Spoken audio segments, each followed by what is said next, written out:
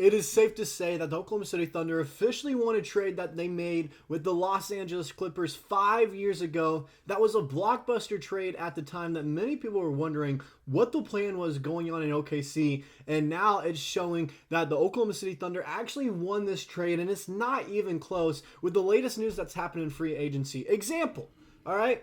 We traded Paul George to the Clippers for a load of draft capital and some players. I'm going to go ahead and bring that up real quick, what it was. All right, here was the trade. Here it was. We traded Paul George, and in return, we received Shai Gilgeous-Alexander, Danilo Gallinari, the Clippers 2022 first-round draft pick that we'll talk about as well, the Clippers 2024 first-round draft pick that we'll also talk about, the Clippers 2028 first-round draft pick, Miami's 2021 first-round pick, Miami's 2023 first-round pick. I don't know what we did with that. I think we ended up trading it away. Los Angeles Clippers 2023 first-round pick, and the Los Angeles Clippers 2025 first-round pick. And so a lot of these ended up working out. And this just seems like the gift that keeps on giving. All right? Especially with, when I'm looking at this, about two or three of the picks I see here just keep on giving us stuff in return. And it's actually insane when you think about it, all right? It's actually insane when you're looking at it and seeing what all we received back. And this might be the biggest steal in a trade in NBA history. This might be the biggest heist ever that proves Sam Presti is the greatest general manager in all of sports. Not just basketball, but in all of sports, he is the greatest. The signings he's made so far this offseason, all the trades he's done, the teams that he's put together for the Oklahoma City Thunder, the players he's acquired through the draft, the way he knows talent when he sees talent in the NBA draft, where he's willing to take chances on guys like Jalen Williams, like J-Dub, who ends up being a great addition to the team, who ends up being one of the better picks Oklahoma City has ever drafted in their history as a franchise at 12th overall. Everyone saw that as like, maybe that's a little too high for him, but we took the chance, and he was our second best player last season. He'll probably be our third best player, but that's just because we have guys in the names of Shai Gilgeous-Alexander and Chet Holmgren. All right? Stuff like that is making us the best team in the NBA, and all of this is thanks to the Clippers draft picks that we acquired in this trade, then all the other picks we got from other teams as well. We realized, okay, we can build through the draft and build our team this way, and we amass this wealth of capital and draft picks. We kind of have a monopoly on the market, and everyone that wants picks is going to have to trade with us, and so we kind of control our own destiny with the players we acquire. And it's kind of ingenious when you think about it, especially with how next year's draft class is shaping up to be, which we'll talk about later in this video. But it's just insane what some of the picks have already turned out to be. And we'll go ahead and look at it in an article here that I found talking about what our picks have really turned into. With ownership of LA's draft rights already, the Thunder have cashed in big time on the rewards, as they landed rising superstar forward Jalen Williams with them back in 2022. The forward is coming off a phenomenal season where he dropped 19.1 points, 4.5 assists, 4 rebounds, and 1.1 steals on 54% shooting and 42.7% shooting from deep, all while serving as the second best player on the number 1 seed in the Western Conference now. With the departure of George, one can make a strong case that it drastically improves Oklahoma City's ability to land yet another sensational talent during the loaded 2025 NBA draft. For as mentioned earlier, they hold the right to swap the Clippers should they end up with better selections, which, based on how last year panned out and considering they've lost their second best player to the Sixers, they likely will. So when you're reading this, I'm going to leave this up here for a little bit so you can read through it and kind of break it down with me here, okay?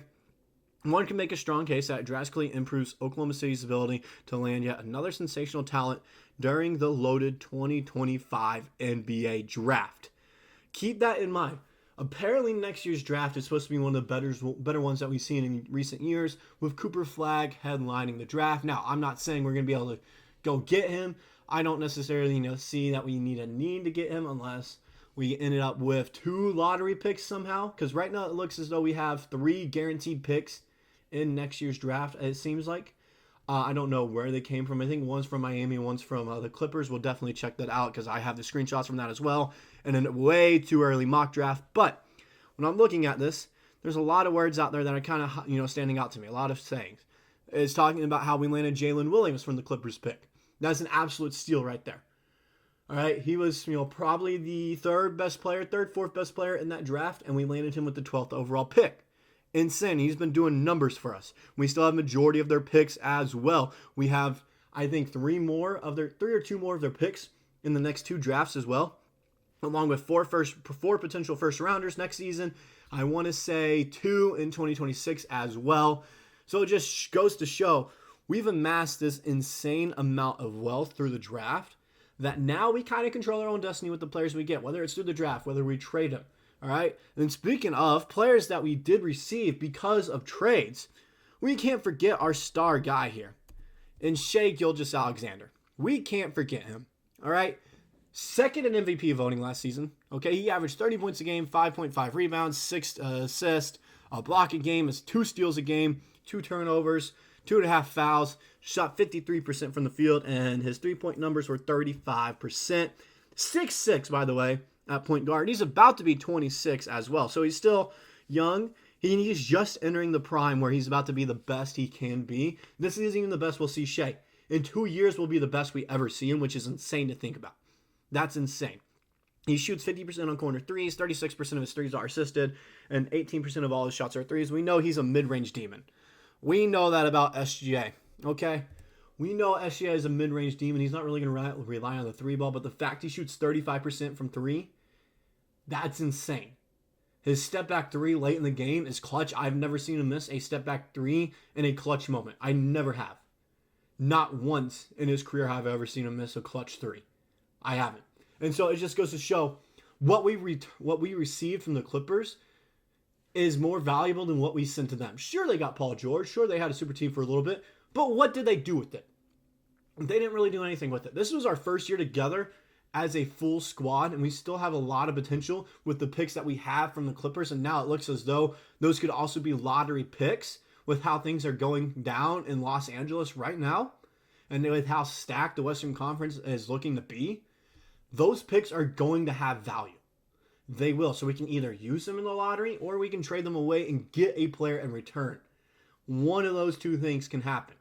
And so this trade is just a gift that keeps on giving. And it's safe to say that we officially won this trade after looking back on it. Because what did they do with the Clippers, with Paul George and Kawhi Leonard and all them? They never made it past the first round. What did we do together as a full team for the first time this year? With Chet Holmgren technically going into his rookie year, J-Dub his second year, SGA his 5th year on the squad. We had a bunch of young guys. What did we do? We were in the 1 seed and made it to the second round and had to play the team that made it to the finals out of the Western Conference. All right? That's what happened. Now we've added some more depth with Alex Caruso and Isaiah Hartenstein on this team, along with more picks that we can use in the future. This team's only going to get better, and we will win a finals in the next 3 years. One of them. We will win one of them in the next 3 years. That's more than what the Clippers did with their entirety of Paul George and Kawhi Leonard. So it's safe to say, yeah, we won that trade. And also when you're looking at the mock draft with the picks that we're potentially going to have next season, go ahead and look at it right here, okay? We're projected to not only have the 18th pick, but also the 19th. And none of these are ours right here. 18th pick from Miami, getting this guy from Texas Tech. I haven't looked into next year's draft class yet because it's way too early down the line, and we're a really good team, so I'm not worried about the draft. We shouldn't be worried about if we get a lottery pick. But keep your eyes out on the Clippers, because that pick could very well be a lottery pick because it's not protected. It's just a pick swap. All right? It's just one of those pick swaps. And then we can also have the 19th pick here, like I mentioned. And then finally, the last pick that we have is our own. We're projected to be a really good team, and it'd be the 28th overall pick. All right? We just keep on receiving more and more from this trade we made back in 2019. That is making us into a super team. So I have to thank you, the Los Angeles Clippers, for making this trade. Paul George, thank you for going over there and getting this much in return for us. Damian Lillard, I guess thank you for being the reason we decided to go in this rebuild with that shot you hit against us. It's just without all that, this team we have right now wouldn't exist, and we'd still be a mediocre team settling for the 4th or 5th seed and hoping we make it to the second round. We still have that team where we're hoping we make it to the second round and we finish as a 4 or 5 seed. But now we're trying to actually compete, and we know we're a team that can make the finals because of this trade, of what the Clippers gave us. And we 100% absolutely won this trade because of everything they gave us in return. Those picks are so valuable, especially for next year, because we can package them all together and either trade up in the draft or we can just trade all those picks away and get another good, either star or really good, role player that can be a starter for us at the 4 on this team next season, or even halfway through the season, depending on how the Clippers are playing. Okay? One of those two things can happen. But this trade is just the gift that keeps on giving, as I like to say. Okay? We keep getting more and more in return from it each and every day, especially now that Paul George has left the Clippers and they're not going to be the team that they were last season. They could potentially be a lottery team. So let me know in the comments what you guys think. If you guys for some reason think the Clippers won this trade, which I don't see how they did, let me know. And I'll see you guys in the next video.